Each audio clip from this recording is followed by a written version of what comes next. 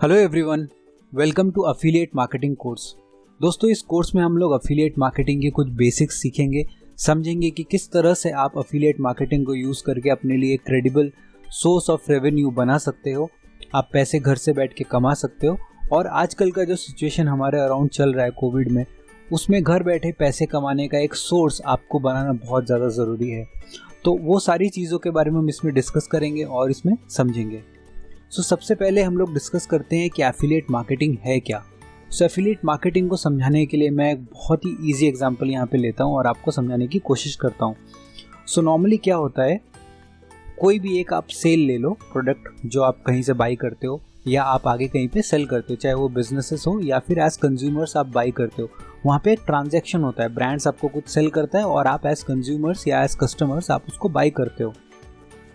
इस केसेस में दोनों लोगों को, ब्रांड्स को भी और आपको भी कुछ ना कुछ बेनिफिट मिलता है। आप वो प्रोडक्ट यूज़ करते हो, आपको कुछ बेनिफिट मिलता है, और ब्रांड्स को प्रोडक्ट को सेल करके कुछ बेनिफिट मिलता है।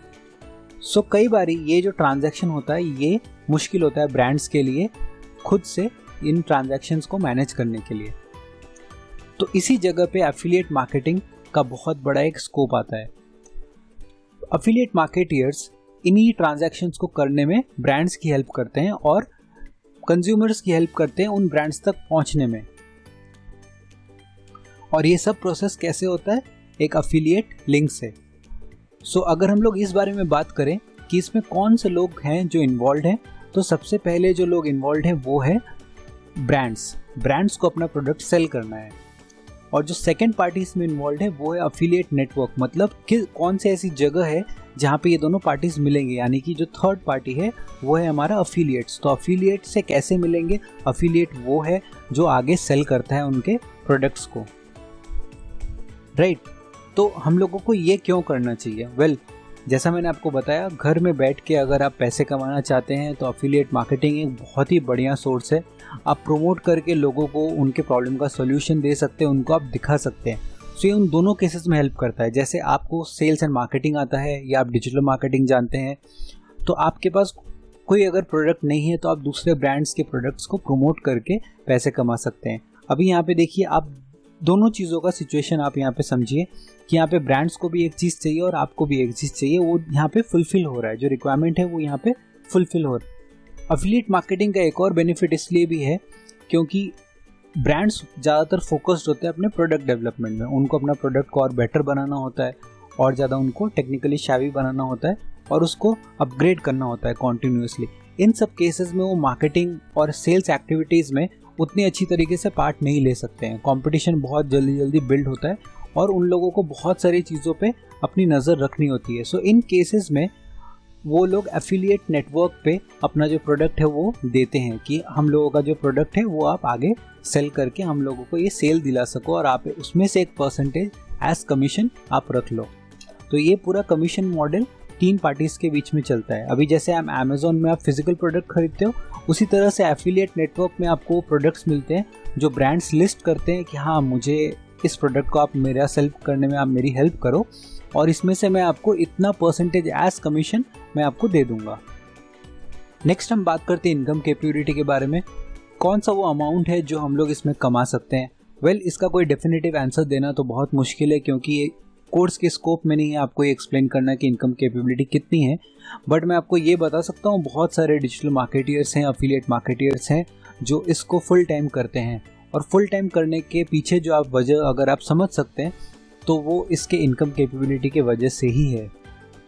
अभी किसी दूसरे बिजनेस के या दूसरे जॉब के जैसे ही रिलेटेड अगर आप एफिलिएट मार्केटिंग को समझेंगे तो जितना आप इसमें मेहनत करेंगे, जितना आप इसमें ग्रो करेंगे, जितना आप इसमें पेशेंस रखेंगे, ये बिजनेस आपको उतने ही बढ़िया तरीके से आपको रेवेन्यू जनरेट करके दे सकता है। इस कोर्स को हम लोग शुरू करते हैं और हम लोग देखते हैं कि हम लोग किस तरह से आगे क्या क्या चीज़ें इसमें सीखेंगे और किस तरह से हम लोग अपना जो पूरा पोर्टफोलियो है प्रोडक्ट्स का वो बिल्ड करेंगे। उससे पहले हम लोग इस बारे में बात कर लेते हैं कि शुरू कैसे करना है इसको। तो शुरू करने के लिए एफिलिएट मार्केटिंग को सबसे पहले हम लोग एक नीश सेलेक्ट करेंगे कि नीच सेलेक्ट करने के लिए हम लोगों को देखना पड़ेगा कि कौन कौन सी चीज़ें हैं जिसमें हम लोगों को कमीशन बढ़िया मिलता है, जिसमें मार्केट में स्कोप है और लोग उसको बाई करने के लिए अपफ्रंट रेडी हैं। तो एक हॉट लीड्स, एक हॉट मार्केट में हम लोग अपना दूसरे ब्रांड्स के प्रोडक्ट्स को हम लोग वहाँ पे जाके प्रमोट करने के लिए जो टूल्स लगेंगे, जो रिक्वायरमेंट्स है, वो सब के बारे में हम लोग यहाँ पे बात करेंगे। नेक्स्ट है हम लोगों का डोमेन और होस्टिंग। हम लोग उसके बाद वर्डप्रेस सेटअप करेंगे, साइट डेवलपमेंट करेंगे, पूरा उसको कस्टमाइज करेंगे, एफिलिएट अकाउंट को हम लोग यहाँ पे सेटअप करेंगे, फिर हम लोग कुछ मार्केटिंग एक्टिविटीज़ के बारे में बात करेंगे। सो ऑल इन ऑल, अगर आपको ये पूरे का जो कोर्स हम लोग यहाँ पे डिस्कस कर रहे हैं, इसका अगर आपको जिस्ट चाहिए तो हम लोग इसमें सबसे पहला जो चीज़ है वो हम लोग करते हैं रिसर्च। उसके बाद हम लोग इसमें कंटेंट क्रिएट करने के लिए देखते हैं, फिर हम लोग बात करते हैं इसमें वेबसाइट के बारे में, फिर मार्केटिंग, फिर एसईओ, पीपीसी, इन सब चीज़ों के बारे में। बट आप इंटिमिडेट मत होइए, आप इसको ईजी तरीके से समझिए। बहुत सारे लोग इसको बहुत कॉम्प्लिकेट कर देते हैं, बट ये एकदम भी कॉम्प्लिकेटेड चीज़ नहीं है। ईजीएस्ट समझने का तरीका ये है कि एक साइड में ब्रांड्स है जिनको अपना प्रोडक्ट जो है वो कंज्यूमर तक पहुंचाना है, वो इनकेपेबल है यहाँ पे पहुंचाने में, या उनको ज़्यादा सेल्स चाहिए और वो मार्केटिंग और सेल्स एक्टिविटीज़ को आउटसोर्स करना चाहते हैं और सिर्फ सेल्स होने पे ही वो पेमेंट करना चाहते हैं। नॉर्मली उनको अपने ऑफिस में सेल्स मैनेजर्स को और प्रोडक्ट मैनेजर्स को और मार्केटिंग के लोगों को बिठाना नहीं है। वो चाहते हैं कि मैं अपने प्रोडक्ट डेवलपमेंट में फोकस करूं और जो थर्ड पार्टी है यानी कि अफिलिएट्स है वो मेरे को सेल ला के दे।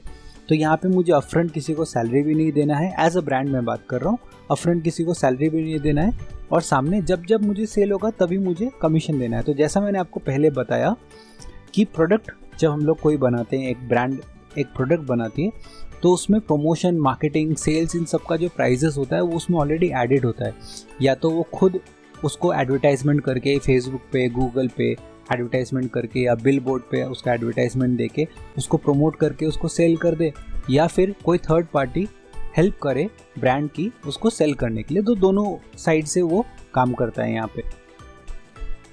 नेक्स्ट हम लोग बात करते हैं कि हम लोग अमेज़न एसोसिएट्स के बारे में ही क्यों बात कर रहे हैं इस कोर्स में।